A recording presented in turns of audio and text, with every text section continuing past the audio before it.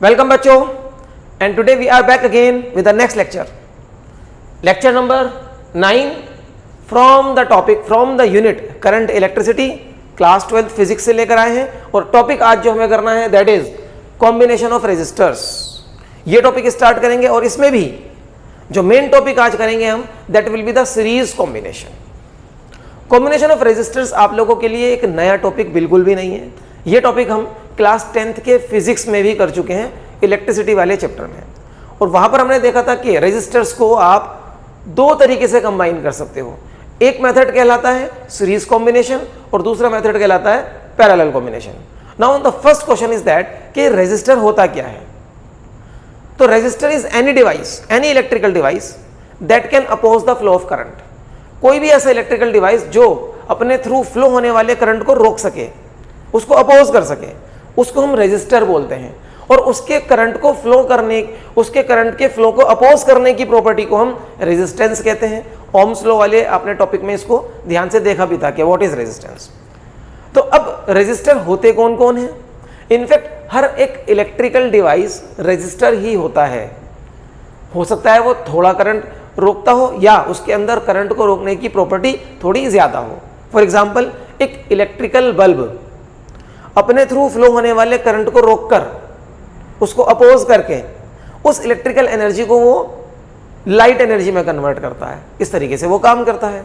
या फिर आप कह सकते हो कि एक इलेक्ट्रिकल हीटर अपने थ्रू फ्लो होने वाले करंट को अपोज करता है, जिसकी वजह से वो इलेक्ट्रिकल एनर्जी को हीट एनर्जी में कन्वर्ट करता है।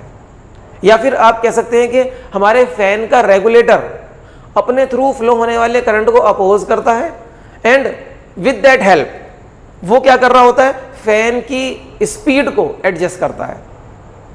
तो इस तरीके से आप देखो कि हर एक इलेक्ट्रिकल कंपोनेंट, हर एक इलेक्ट्रिकल डिवाइस क्या है, एक रेजिस्टर ही है। Now the methods of connecting resistors. आप इन रेजिस्टर्स को या कह सकते हो कि डिफरेंट इलेक्ट्रिकल डिवाइसेस को, डिफरेंट इलेक्ट्रिकल एप्लायंसेस को कितने तरीके से आपस में कनेक्ट कर सकते हो टू यूज देम प्रॉपरली। तो दो मेजर मेथड्स हैं उनको कनेक्ट करने के। Number 1 is series combination and number 2 is parallel combination. आज इस लेक्चर में हम करेंगे सीरीज कॉम्बिनेशन ऑफ रेजिस्टर्स। तो स्टार्ट करते हैं सीरीज कॉम्बिनेशन को, और उसके लिए हम सबसे पहले बनाएंगे अपना डायग्राम। आपको पता है ना कि फिजिक्स में almost every topic without diagram impossible है। विजुअलाइजेशन बहुत इंपॉर्टेंट होता है। तो और विजुअलाइजेशन किस चीज से आएगा? डायग्राम से आएगा। तो बनाएंगे सबसे पहले सीरीज कॉम्बिनेशन के लिए एक डायग्राम। अब किसी भी रेजिस्टर के लिए सिंबल क्या होता है? अच्छा, ये सिंबल्स जो हम इलेक्ट्रिक सर्किट्स में ड्रॉ करते हैं, ये सारे सिंबल्स आपने क्लास 10th में सीखे हुए हैं। अगर आपको सिंबल्स याद नहीं है कि रेजिस्टर का सिंबल क्या होता है, एक सेल और एक बैटरी के सिंबल में क्या डिफरेंस है, की किसे बोलते हैं और उसका सिंबल क्या होता है, एमीटर, गैल्वेनोमीटर और वोल्ट मीटर में क्या डिफरेंस है और उनका सिंबल क्या है, इलेक्ट्रिक बल्ब को हम किस सिंबल से अपने सर्किट में शो कर सकते हैं, अगर ये सब भूल चुके हो तो मुझे कमेंट बॉक्स में आप अभी रिप्लाई करो कि सर ये सारे सिंबल्स हम भूल चुके हैं, आप दोबारा से इन सिंबल्स को याद दिलाने के लिए एक वीडियो ज़रूर बनाते हैं। तो मैं आपके लिए एक वीडियो उन सिंबल्स की ज़रूर बनाऊंगा। हार्डली 10 to 15 मिनट्स की एक वीडियो होगी और वो आपको प्रोवाइड करा दी जाएगी। चलिए, अभी एक रेजिस्टर का सिंबल क्या होता है। रेजिस्टर के सिंबल के लिए हम इस तरीके की जिगजैग लाइन यूज़ करते हैं ना, और जो भी उसका रेजिस्टेंस होगा उसके आसपास लिख देना चाहिए। सपोज इस रेजिस्टर का रेजिस्टेंस है 2 ओम, तो मैं यहाँ पर 2 ओम लिख दूंगा, R इज इक्वल टू 2 ओम। इस तरीके से आप रेजिस्टर का सिंबल को यूज करेंगे अपने सर्किट्स में। Now suppose I am having 2 और मोर रेजिस्टेंसेस। अब कॉम्बिनेशन करना है तो कॉम्बिनेशन में 2 या 2 से ज्यादा चीजें ही होंगी। तो 2 या 2 से ज्यादा है, हम 3 ले लेते हैं। Suppose I am having 3 resistors connected in series. Series का मतलब होता है एक के बाद एक कनेक्ट करना है। अब आप इससे बिल्कुल नए नहीं हो। अभी थोड़े दिन पहले इलेक्ट्रोस्टैटिक्स में भी मैंने सीरीज कॉम्बिनेशन ऑफ कैपेसिटर्स आपको सिखाया था। तो सीरीज कॉम्बिनेशन का मतलब होता है to be connected one after the other. Suppose इन दोनों पॉइंट्स ए और एक्स टर्म पॉइंट्स के बीच में एक रेजिस्टर लगा है, its resistance is R1। Then इसी के आगे एक और रेजिस्टर लगा है X और Y पॉइंट्स के बीच में, और इसका रेजिस्टेंस है R2। एंड फिर एक और रेजिस्टर लगा है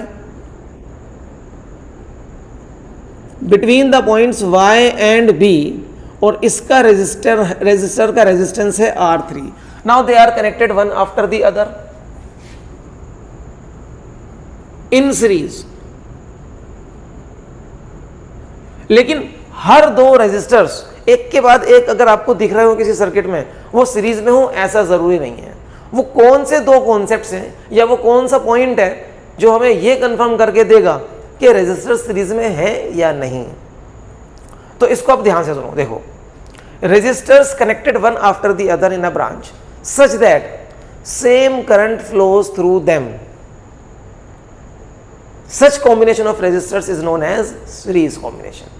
सारे रेजिस्टर्स के थ्रू कैसा करंट जाना है? सेम करंट जाना है।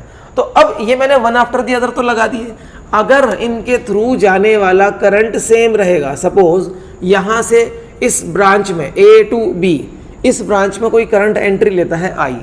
अब करंट अगर एंट्री ले रहा है तो डेफिनेटली करंट को लाने के लिए आप एक सोर्स लगाएंगे पोटेंशियल डिफरेंस का। Suppose it is a battery, higher potential इधर, लोअर पोटेंशियल इधर, with the help of a key मैंने यहां पर लगा दिया। Now I have provided potential difference across the points A and B। कितना? Suppose V is the potential difference जो A और B पॉइंट को मिल गया है। इस पोटेंशियल डिफरेंस की हेल्प से आप करंट फ्लो कराओगे। ओम्स लॉ क्या बोलता है? Current flowing is directly proportional to potential difference. तो पोटेंशियल डिफरेंस आ गया ना। अब चेक करो, यही करंट R1 से जाएगा, फिर आगे बढ़ेगा, और यही करंट R2 से जाएगा, आगे बढ़ेगा, और यही करंट R3 से जाएगा, क्योंकि करंट के लिए और कोई रास्ता अवेलेबल है ही नहीं।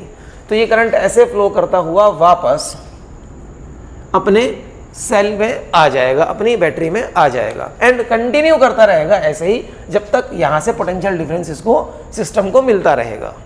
ठीक है। अब देखो यहां पर सीरीज कॉम्बिनेशन का एक बहुत इंपॉर्टेंट पॉइंट, यहां पर आपको दो पॉइंट्स मिलेंगे, कह सकते हो कि ये दो कॉन्सेप्ट्स हैं। नंबर वन इज, दोनों पॉइंट सीरीज कॉम्बिनेशन के लिए हैं, कहीं और मत लगाइएगा। Number one is, in series combination same current flows through all the resistors. जितने भी रेजिस्टर सीरीज में लगे हैं सबके थ्रू भैया सेम करंट फ्लो करेगा। ठीक है। सेकंड पॉइंट क्या है?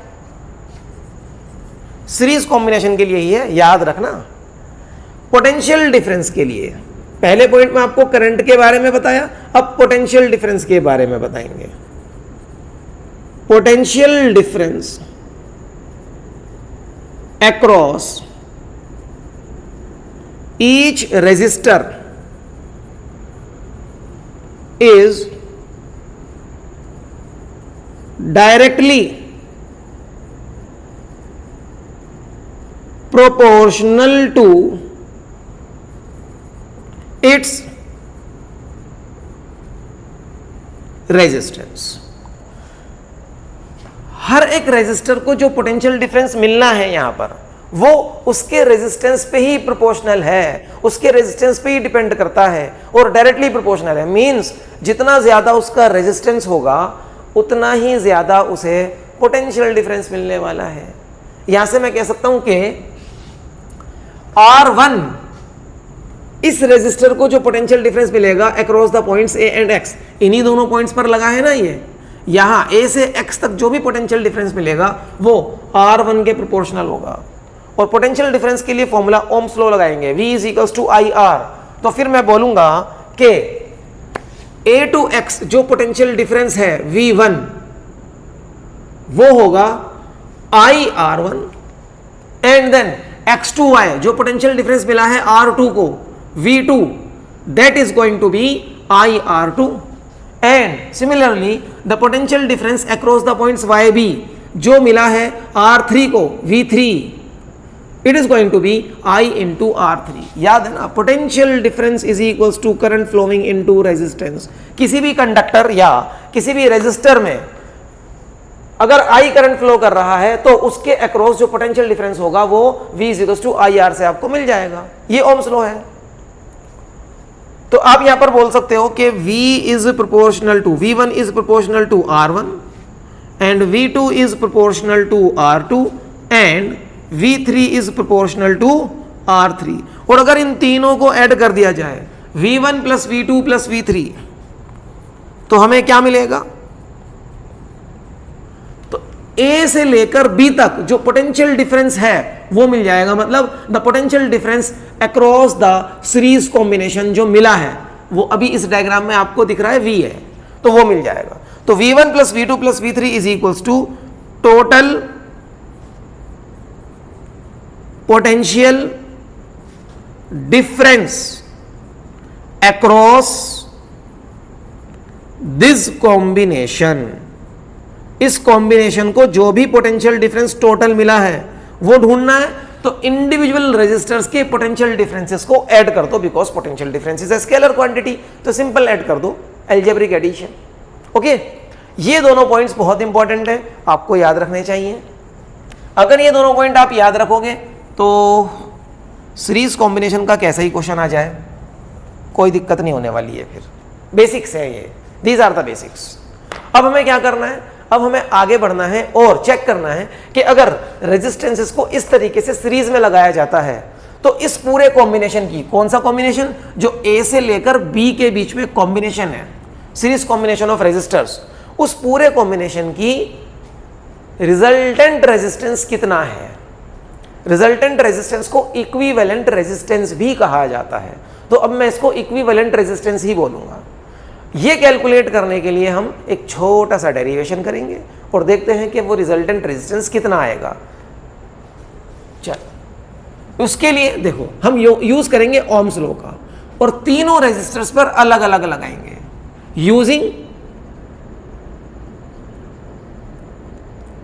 ओम्स लॉ फॉर R1 के लिए ओम्स लॉ लगा रहा हूं। तो R1 का potential difference V1 is equals to R1 का करंट इंटू R1 का रेजिस्टेंस। ठीक है ना? इसी तरीके से मैं ओम्स लॉ अप्लाई करूंगा R2 के लिए। R2 का potential difference V2 is equals to R2 से फ्लो होने वाला current I and multiplied by its resistance R2। And similarly for R3 I can write V3 is equals to IR3। ये तीन equations, let the numbers be 1A, 1B and 1C। इन तीनों equations को कर दो add. Adding the three equations को add करेंगे तो क्या मिलेगा? इधर V1 plus V2 plus V3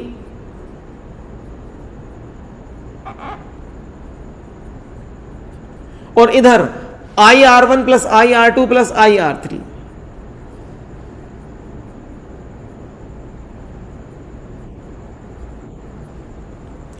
I can be taken as common और इधर V1 plus V2 plus V3। अभी देखो आपने सीखा है ना कि V1 plus V2 plus V3 मतलब अलग अलग रेजिस्टर्स को जो पोटेंशियल डिफरेंस मिला है उनका सम करोगे तो what will you get?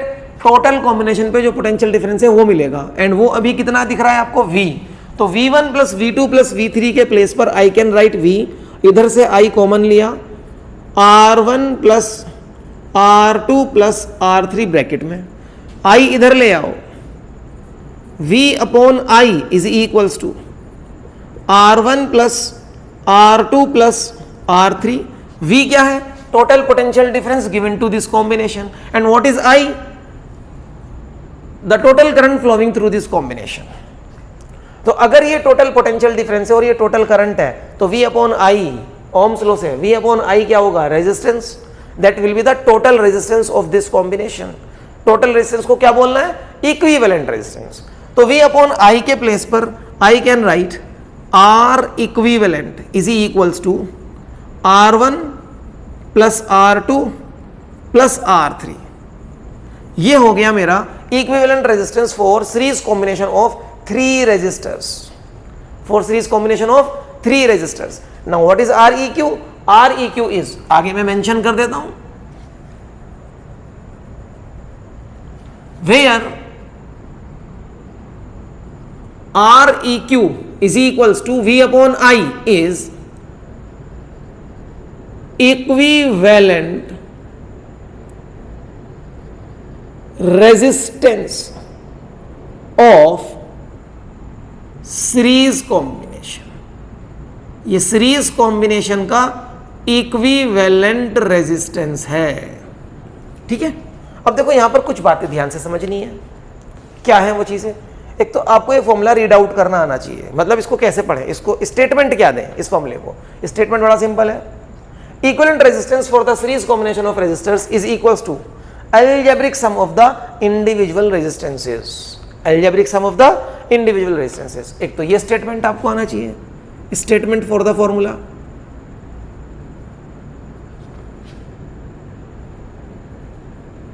Equivalent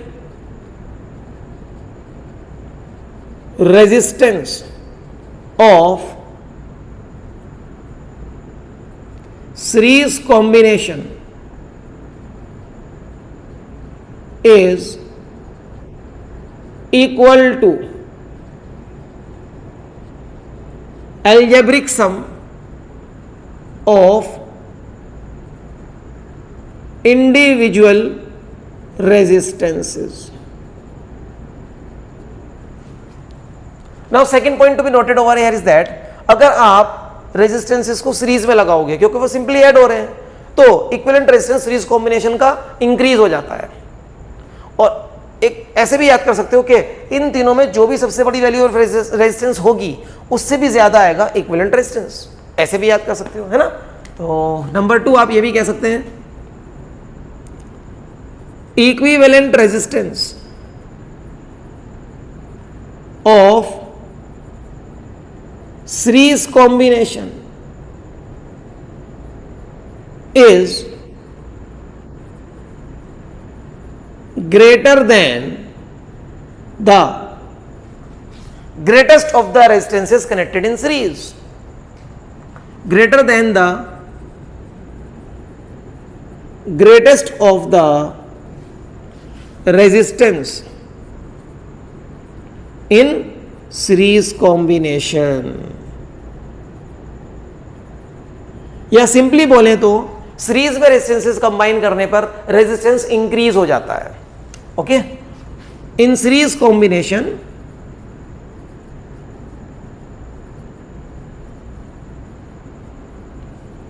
resistance increases, और यही पर्पस है सीरीज में रेजिस्टेंसेस लगाने का। अगर हम सीरीज में रेजिस्टेंस लगाते हैं तो इट मींस हमें कहीं ना कहीं उस पार्ट ऑफ द सर्किट में रेजिस्टेंस बढ़ाना है, रेजिस्टेंस इंक्रीज करना है, तो भैया रेजिस्टेंसेस को सीरीज में लगा दो, रेजिस्टेंस इंक्रीज हो जाएगा, और रेजिस्टेंस इंक्रीज होगा तो उस पार्ट ऑफ द सर्किट में करंट कम हो जाएगा, और उस पार्ट ऑफ द सर्किट में कुछ पोटेंशियल डिफरेंस यूज हो जाएगा, जिसकी वजह से बाकी बचे पार्ट ऑफ द सर्किट में कम पोटेंशियल डिफरेंस अवेलेबल रहेगा।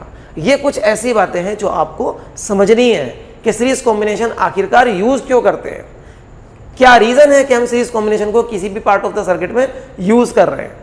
ये सब कुछ समझना बहुत जरूरी है, अदरवाइज ये तो आपने 10th क्लास में भी करा था।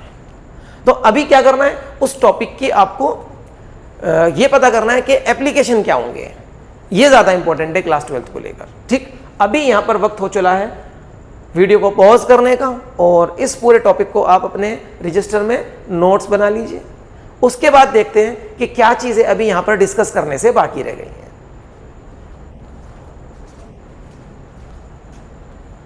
आई होप कि आपने सब कुछ कॉपी कर लिया है। अभी मुझे आपके साथ डिस्कस कर रहे हैं कुछ स्पेशल केसेस सीरीज कॉम्बिनेशन को लेकर, तो उसके लिए मुझे बोर्ड पर चाहिए स्पेस।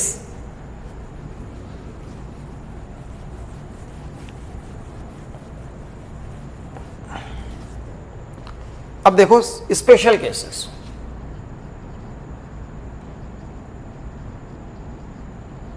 स्पेशल केसेस में क्या करना है देखते हैं।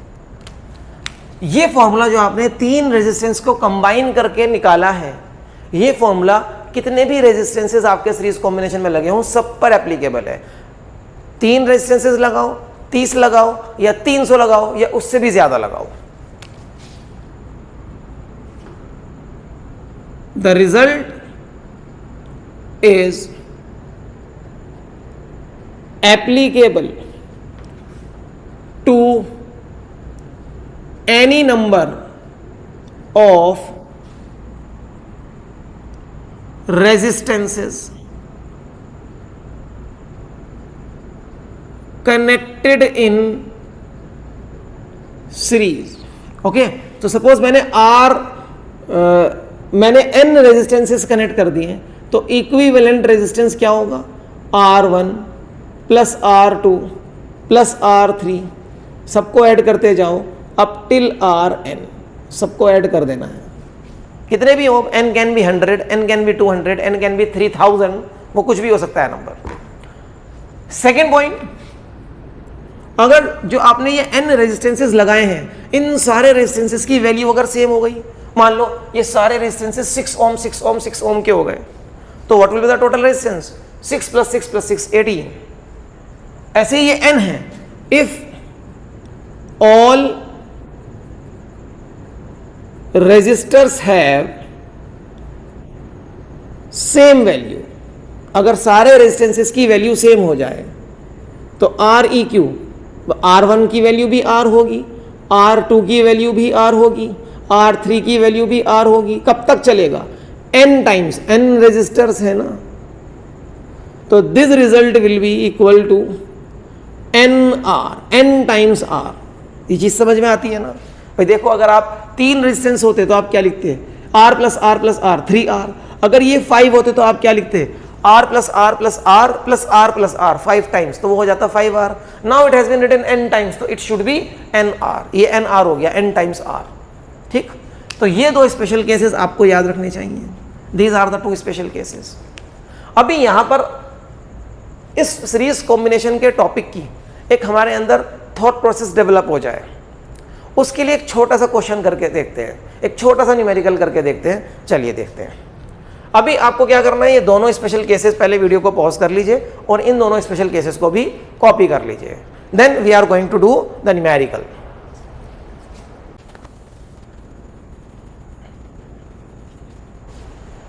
चलिए न्यूमेरिकल देखते हैं कि न्यूमेरिकल में क्या है हमारे पास। सपोज मेरे पास कुछ रेजिस्टेंसेस लगे हैं like this. R1 its value is 2 ohm, R2 its value is 3 ohm,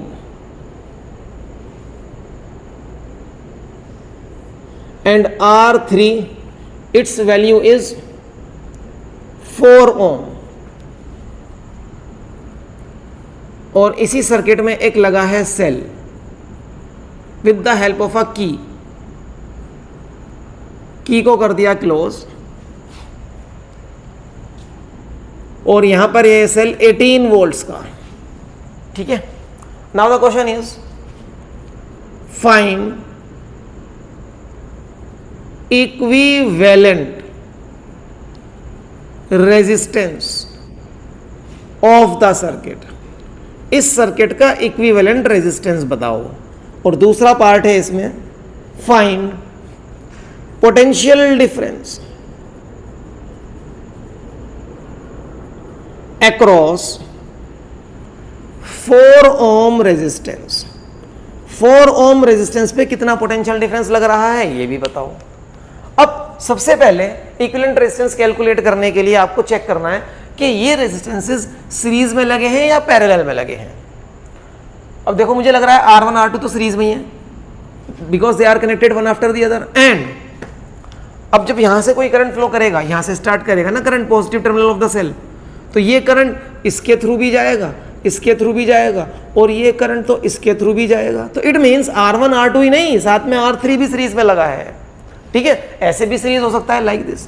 अब जरूरी नहीं है कि सीरीज कॉम्बिनेशन है तो आपको वो सीधी सीधी एक ही लाइन में दिखता रहेगा। ऐसे सर्किट टर्न होने के बाद भी, सर्किट मोड़ने के बाद भी, वायर को घुमाने के बाद भी आप चेक करो कि घूमने के बाद भी क्या सीरीज में आ रहा है। बिल्कुल आ रहा है। ठीक है ना, तो तीनों ही रेजिस्टेंसेस सीरीज में है, तो बहुत सिंपल हो गया इस वाले पार्ट को सॉल्व करना। इक्विवेलेंट रेजिस्टेंस सीरीज कॉम्बिनेशन का होता है R1 plus R2 plus R3। R1 की वैल्यू 2 ओम, R2 की वैल्यू 3 ओम, R3 की value 4 ohm. It is going to be 9 ohm, answer to the part first. Now the question is potential difference across 4 ohm, इस वाले resistor पर कितना potential difference है। तो potential difference किसी भी रेजिस्टर पे आपको निकालना हो, उसके लिए आप लिखोगे potential difference is equals to इस रेजिस्टर के थ्रू फ्लो होने वाला करंट इनटू इस रेजिस्टर का रेजिस्टेंस दैट इज R3। तो इस रेजिस्टर के थ्रू फ्लो होने वाला करंट कितना है I, और I की वैल्यू कितनी है, I की वैल्यू तो अभी तक नहीं आई, I की वैल्यू कैलकुलेट करनी पड़ेगी। तो पहले I की वैल्यू कैलकुलेट करते हैं। कैसे कैलकुलेट होगी, देखो यहां पर आपको एक चीज बताई थी ना कि total potential difference is equals to total current into total resistance, मतलब इक्विवेलेंट रेजिस्टेंस। ये यूज करो, अब इसको यूज करना है यहां पर। तो V is equals to I into R E Q. अब टोटल पोटेंशियल तो मिला है ना आपको 18 तो टोटल करंट मिल जाएगा, आर ई क्यू आप निकाल चुके हो। तो I is equals to 18/9 is 2 ampere. 2 ampere current flow हो रहा है भैया यहां पर। तो potential difference across this resistance is equals to इस रेजिस्टेंस के थ्रू फ्लो होने वाला करंट दैट इज 2 इनटू इस रेजिस्टर का रेजिस्टेंस दैट इज 4। कितना मिला, 8 वोल्ट पोटेंशियल डिफरेंस मिला है इस रेजिस्टर को। Answer second. 18 में से 8 तो ये खा गया, बाकी 10 मिला होगा इन दोनों को। चेक करें, देखो इसका potential difference V1 is equals to, बिल्कुल ठीक वैसे ही V1 इज इक्वल्स टू इसका I इंटू इसका R। देखो इसका I कितना है 2 इंटू इसका R कितना है 2, हाउ मच इट इज 4। ये हो गया V1, 4 वोल्ट्स।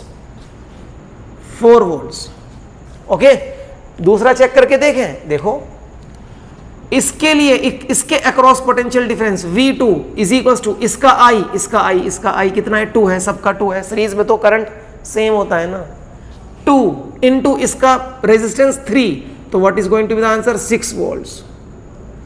4 वोल्ट इसके हो गए, 6 वोल्ट इसके हो गए, 10 बाकी बचे 8 वोल्ट तो ये खा ही रहा है। 10 प्लस 8 18 पूरे हो गए ना। ऐसे डिवाइड होता है पोटेंशियल डिफरेंस किसी सर्किट में। जब किसी सर्किट में कुछ रेजिस्टर्स लग जाते हैं तो उस कॉम्बिनेशन में पोटेंशियल डिफरेंस कुछ ना कुछ सारे रेजिस्टर्स को मिलना ही है। और सीरीज कॉम्बिनेशन अगर हो तो रेजिस्टेंस क्या होता है, पोटेंशियल डिफरेंस क्या होता है, डायरेक्टली प्रोपोर्शनल टू रेजिस्टेंस। जिसका जितना ज्यादा रेजिस्टेंस उसको उतना ज्यादा पोटेंशियल मिलेगा। देखो सबसे ज्यादा रेजिस्टेंस किसका है, इसका, तो इसको ही तो सबसे ज्यादा पोटेंशियल मिला। इसका 4 वोल्ट है, इसका 6 वोल्ट है, इसका 8 वोल्ट है ना। तो हमने जो चीजें यहाँ लिखी हैं वो हर एक चीज यहाँ इस क्वेश्चन में दिख भी रही है।